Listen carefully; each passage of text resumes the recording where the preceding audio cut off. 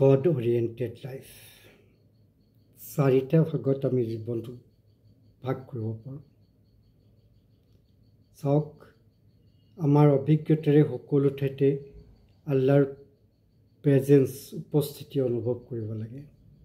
2, আমি নিজক সেল্ফ ইন্ট্ৰস্পেকশ্যনত থাকিব লাগে, অৰ্থাৎ আমি সেল্ফ জাজমেণ্ট কৰিব লাগে। 3, আমি সকলোতে আল্লাহৰ সৃষ্টিত আল্লাহৰ অনুভৱ সৃষ্টিত আল্লাহৰ উপস্থিতি অনুভৱ কৰিব লাগে।